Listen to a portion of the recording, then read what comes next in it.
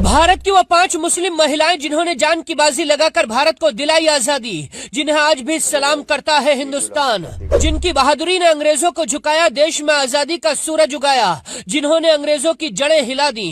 देखिए उन बहादुर मुस्लिम बेटियों की कहानी। भारत की आजादी में हर धर्म, हर जाति, हर समुदाय के लोगों ने कुर्बानियां दी थी।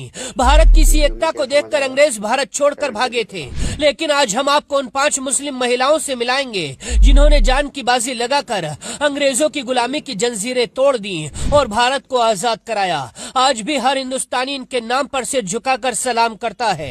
आबादी बानो बेगम, जिन्हें प्यार से पूरा देश बी अम्मा कहता था।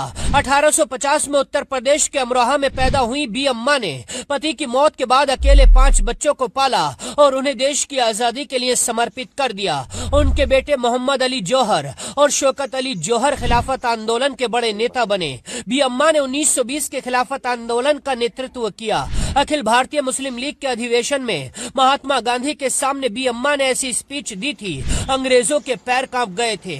बुर्का और हिजाब पहनकर भी उन्होंने महिलाओं के अंदर आजादी की चिंगारी को जला दिया था। बेगम हजरत महल यानी अवध की शेरनी, इनका जन्म 1820 में फैजाबाद में हुआ था। 1857 के पहले स्वतंत्रता संग्राम में बेगम हजरत महल ने अंग्रेजों के खिलाफ मोर्चा संभाला। जब उनके पति नवाब वाजिद अली शाह को कैद किया गया तो बेगम हजरत महल ने 80,000 सैनिकों की फौज खड़ा कर दी और शेरनी की तरह लखनऊ में अंग्रेजों से लोहा लिया था। उनके साथ हिंदू मुस्लिम एकजुट होकर लड़े थे और अंग्रेजों की सांसें उखाड़ दी थी। वो आखिरी सांस तक लड़ती रही। नेपाल में शरण ली लेकिन कभी भी झुकी नहीं। आज भी लखनऊ की गलियों में उनकी वीरता गूंजती है। बीबी अम्तुस सलाम, जिन्हें महात्मा गांधी की बेटी कहा जाता था।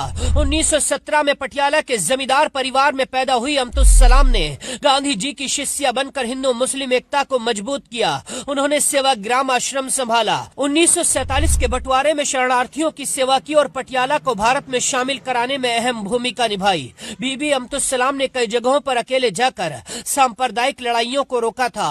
उन्होंने अपनी पूरी जिंदगी गांधी जी के सिद्धांतों पर जी।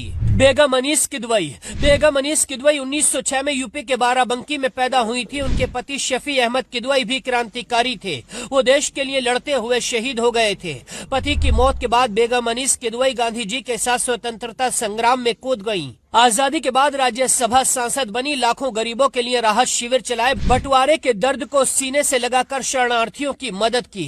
बेगम निशातुन्निसा मोहनी इनकलाब जिंदाबाद का नारा देने वाले हसरत मोहनी की पत्नी थी। इन्होंने बाल गंगाधर तिलक के साथ मिलकर विद्रोह की लड़ाई लड़ी।